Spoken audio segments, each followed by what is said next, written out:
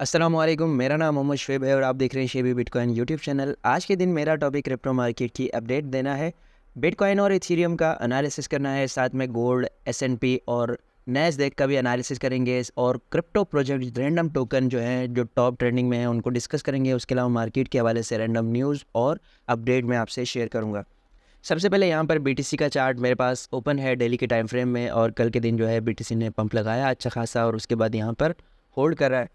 तो इस पर जो है डिस्कशन करेंगे। यहाँ पर डाउन साइड पर मैंने ये ट्रेंड लाइन ड्रॉ की थी और अप साइड पर ये बिटकॉइन इसी चैनल में ट्रेड कर रहा है काफ़ी ज़्यादा दिन से। अब यहाँ पर पॉसिबिलिटीज़ क्या हैं वो मैं आपसे डिस्कस करूँगा। सबसे पहली पॉसिबिलिटी तो है कि यहाँ पर ये वाली जो ट्रेंड लाइन है इसको बीटीसी रिटेस्ट करे डाउन साइड पर और उसके बाद अप साइड पर चला जाए। तो उसके लिए यहाँ पर बीटीसी को ये वाला जोन जो है 27,200 की जो स्ट्रांग सपोर्ट है ये ब्रेक करनी पड़ेगी और उसके बाद डाउन साइड पर आकर इसको रिटेस्ट करके फिर ऊपर जाएगा।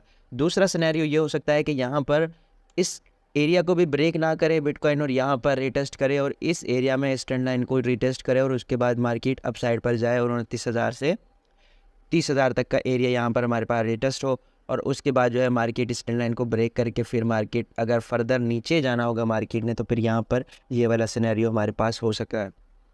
और दूसरी चीज़ मार्केट पंप क्यों कर रही है तो उसकी मुझे एक वजह लग रही है। पहली वजह तो मैंने कल आपको बताई थी कल के दिन कि एक तो बिटकॉइन की यूरोप में बहुत बड़ी कॉन्फ्रेंस होने जा रही है, इस वजह से भी मार्केट में थोड़ी बहुत जो है उसकी हाइप बन सकती है।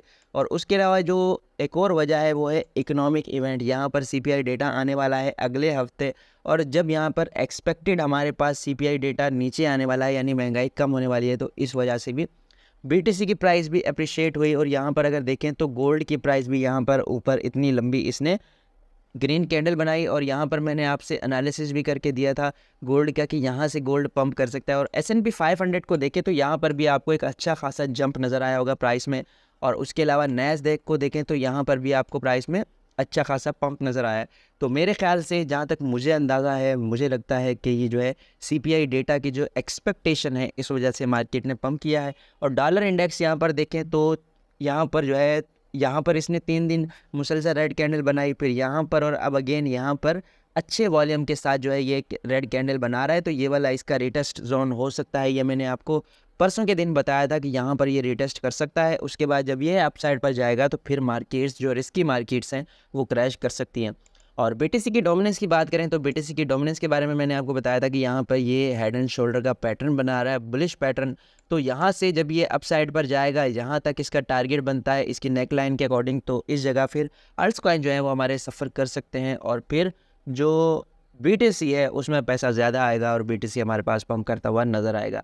और उसके अलावा इथीरियम की बात करें तो इथीरियम यहाँ पर जो है इसी सेमी टेरिकल ट्रायंगल में हमारे पास जो है ट्रेड कर रहा है फ़िलहाल। अप साइड पर हायर हाई फिर हायर लो फिर हायर हाई फिर हायर लो बना रहा है और यहाँ पर अब इसने कंसोलिडेशन फेज़ में ख़ुद को डाला है। अगर ये अप साइड पर की रेजिस्टेंस जो है वो ब्रेक होती है तो फिर मुझे लगता है कि अगेन इसको जो है एक रीटेस्ट मिलेगा और फिर ये अप साइड पर इससे भी ऊपर का लेवल जो है वो टच कर सकती है, क्योंकि 2 बार इस लेवल को ब्रेक करने के बाद डाउन साइड पर आ चुका है तो इस बार की पॉसिबिलिटी ब्रेक ना होने की है। ठीक है। और उसके अलावा रियूम टोकन की बात करें तो रियूम टोकन का मैंने आपको बताया था कि थोर स्वैप जो है इन्होंने मेंटेनेंस के लिए बंद कर दिया था, इस वजह से इसमें प्रेशर आया और अच्छा खासा इसने क्रैश किया।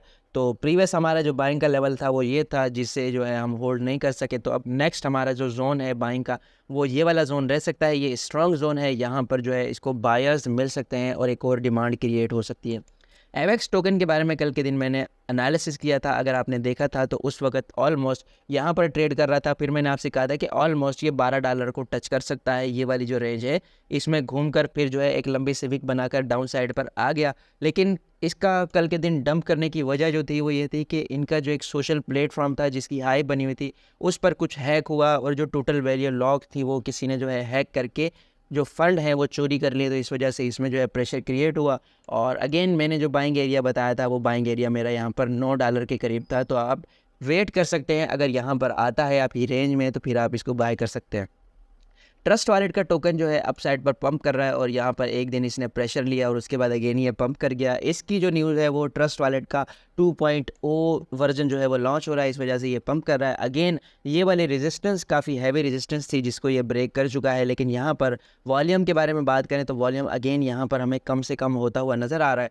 तो मार्केट में जो है बायर्स ट्रस्ट वॉलेट के कम इंटरेस्ट ले रहे हैं, तो अब जो है इसको क्रैश करना चाहिए। अगर क्रैश नहीं भी करता तो फिर इस एरिया में ये कंसोलिडेशन कर सकता है, तो यहाँ पर जो है आपने फ़िलहाल इसमें एंट्री नहीं लेनी और सिर्फ क्लोजली इसको वॉच करना है कि ये किस तरह से मूव करता है, ठीक है। अच्छा, यहाँ पर यूएस जॉब्स के हवाले से एक डेटा है, इसमें कहा जा रहा है कि यूएस जो है हाईलाइट कर रहा है कि उसने सितंबर में 3,36,000 जॉब्स जो है वो क्रिएट किए हैं, लेकिन जो एक फुल टाइम जॉब का डेटा है वो मुसलसल 3 महीने से डिक्लाइन में जा रहा है और 6,92,000 के जो एम्प्लॉयज़ हैं वो जो है जॉबलेस हो चुके हैं और उनकी जॉब्स जा चुकी हैं।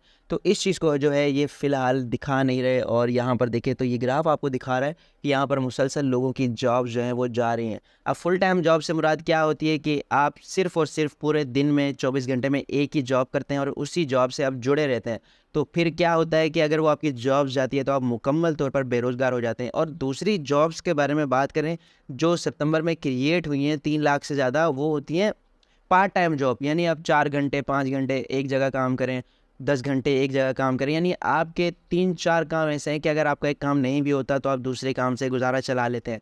तो ये वाला डेटा जो है ज़्यादा डेंजरस है, लेकिन अगर यहाँ पर इसको कंपेयर करें हम इकॉनमी के हालात से, इन्फ्लेशन से, तो ये उसके लिए अच्छा है, क्योंकि बेरोज़गारी जब बढ़ेगी और फुल टाइम जॉब वाली बेरोज़गारी बढ़ेगी तो फिर लोगों के पास जो है सर्वाइव करने के लिए ही इतना ज़्यादा पैसा नहीं होगा कि वो जो है अपना कोई शौक़ पूरा कर सकें या मार्केट्स में बग़ैर ज़रूरत की कोई ऐसी चीज़ ख़रीद सकें जिसके लिए इन्फ्लेशन डेटा जो है मज़ीद बढ़ सके।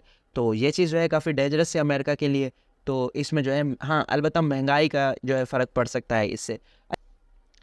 अच्छा, यहाँ पर हितेश डॉट ईथ नामी बंदा है, इसने एक ट्वीट किया है रियल वर्ल्ड एसेट के हवाले से। इसका कहना है कि लोग जो है रियल वर्ल्ड एसेट के नैरेटिव को बहुत हैवीली प्रमोट कर रहे हैं, लेकिन सबसे पहले आपको कुछ चीज़ें सोचने की ज़रूरत है, जिनमें सबसे पहले तो ये है कि रेगुलेटर्स और दूसरे जो एक हुकूमती इदारे हैं उनके प्रेशर्स को 99% प्रोजेक्ट बर्दाश्त नहीं कर पाएंगे और वो फेल हो जाएंगे। उसके अलावा इसका कहना है कि स्विट्ज़रलैंड एक वाहिद ऐसा मुल्क है जिसने जो है रियल वर्ल्ड एसेट की रेगुलेशन की है। अलबत्ता जापान उस तरफ जा रहा है और बहुत ज़्यादा चांसेस हैं कि सिक्योरिटी एक्सचेंज ऑफ कमीशन जो कि यूएस का है उसका प्रेशर आ सकता है रियल वर्ल्ड एसेट वाले प्रोजेक्ट पर। और बाकी जो है अक्सर प्रोजेक्ट ऐसे होते हैं जैसे कि शिबा इनू हमारे पास जब अच्छा खासा परफॉर्म किया था तो शिबा के नाम से कोई 15-20 प्रोजेक्ट आ गए थे। पेपे कॉइन ने पंप किया तो पेपे के नाम से 10-15 प्रोजेक्ट आ गए थे। तो आपने आंखें बंद करके किसी भी रियल वर्ल्ड एसेट के प्रोजेक्ट में जो है इन्वेस्ट नहीं करना, वरना आप अच्छा खासा लॉस उठा सकते हैं और मोस्ट ऑफ द प्रोजेक्ट जो है वो फेल हो सकते हैं। अच्छा, यहाँ पर जो है एक लेबनान के हवाले से न्यूज़ है। यहाँ पर लेबनान के बैंक ने यूएस डॉलर जो उनके कस्टमर्स ने डिपॉजिट किए थे उनको विड्रा करवाने से इनकार कर दिया। इस वजह से यहाँ पर आप देखें तो काफ़ी गंभीर सिचुएशन है और यहाँ पर कस्टमर्स जो हैं वो एंग्री हैं। तो यहाँ पर इन्होंने कहा है कि buy bitcoin before you need it, यानी आप जो है यहाँ पर देखें तो लेबनान की जो करेंसी है वो 90% से ज़्यादा कोलैप्स कर चुकी है और लोगों को डॉलर निकालने नहीं दे रहे। तो इस चीज़ में बिटकॉइन जो है वो एक अच्छी चीज़ है और इस चीज़ से बिटकॉइन की कदर हमें समझ आती है कि बिटकॉइन की वैल्यू क्या है। अच्छा, योगा लैब्स के हवाले से न्यूज़ है कि उन्होंने अपनी वर्क फोर्स को रिड्यूस किया है और इसकी वजह ये बताई जा रही है कि मार्केट के डाउन टर्न की वजह से इनका जो बोर्ड एनएफटी स्पेस है वो इफ़ेक्ट हो रहा है। तो इस वजह से इन्होंने अपने जो खर्चे हैं उनको कम करने के लिए अपने एम्प्लॉइज़ को फारिग किया है। और इसके अलावा यहाँ पर अगर इवेंट्स की बात करें तो कल के दिन भी मैंने आपसे डिस्कस किया था।